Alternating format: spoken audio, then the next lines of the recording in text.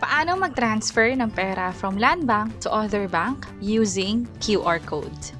And kung first time mo sa channel na to and gusto mo pa ng mga online tutorial videos katulad nito, please click the subscribe button.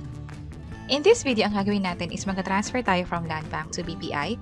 Gagamitin natin yung QR code. Pag QR code kasi mas madali and less prone to error, or hindi na tayo kailangan mag-enter manually ng account number na mas malapit nga naman sa pagkakamali or sa error na pag-enter na information. So, dito sa app ko, sa LANDBank, mag-login lang ako gamit yung fingerprint ko. From here, tap ko na yung fund transfer. Tap fund transfer ulit. And then for destination account, tap ko lang tong QR. Pwede tayong mag-import ng QR from photos or pwede naman din yung scan QR na lang. So, piliin ko yung scan QR. And then from here, mag-scan na ako. So, na-enter agad yung account number information dito. And nung dinouble check ko, tama talaga yung account number na to dun sa pagpapadalhan ko talaga ng pera. This time, pwede na ako mag-enter ng amount and ng ibang information dito. For transfer channel, meron dalawang option. Merong InstaPay and PesoNet. Magkaiba yung charges niya, mas mahal yung InstaPay, pero real-time naman yung pag-transfer. Mag-reflect agad to dun sa pinagpadalhan ko. While yung PesoNet, pwedeng umabot ng 3 hours to another business day para mag-reflect yung perang padala. And a major difference tong dalawa is kapag beyond or mas malaki sa 50,000 pesos, dapat PesoNet na yung gamitin mo. Yung InstaPay kasi ang limit niya is 50,000 pesos yung pag-transfer. Piliin ko yung InstaPay.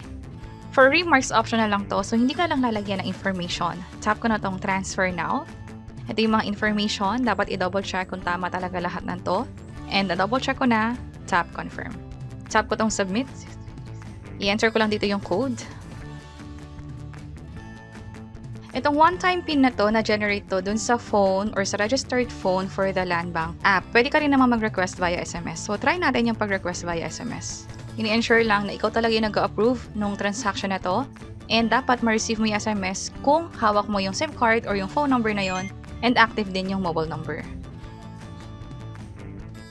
Ito yung one-time PIN na na-receive natin, which is i-enter ko lang dito. Tap proceed after ma-enter yung PIN. And transaction successful. Meron tayo ditong proof ng transaction kasama na yung details like yung reference number or invoice number, pati na rin yung date and time kung kailan natin siya ginawa. And nung dinouble check ko rin dun sa pinagpadalhan ko ng pera, na-confirm na pumasok na nga agad yung pera sa account niya sa BPI. So, pwede nyo gawin to kung magka-transfer kayo from LANDBank to other bank like BDO, Metrobank, PNB. Pwede nyo gamitin yung QR code basta may QR code na na-generate sa mga bank accounts nila. And nare-read dito sa LANDBank mobile app. Sana nakatulong tong video na to. Kung oo, pakiclick ang like button. And for other tutorials na tingin nyo pwede namin i-share online, pakicomment na lang din sa baba. And this is Investlibrary. See you sa mga next videos. Bye-bye!